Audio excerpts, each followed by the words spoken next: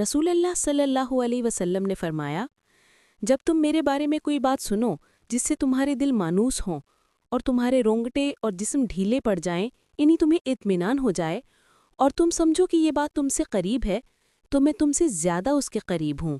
اور جب تم میرے بارے میں کوئی بات سنو جس سے تمہارے دل نامانوس ہوں، تمہارے رونگٹے اور جسم تن جائیں، اور تم سمجھو کہ یہ تم سے بعید ہے، تو میں تم سے زیادہ اس سے دور ہوں۔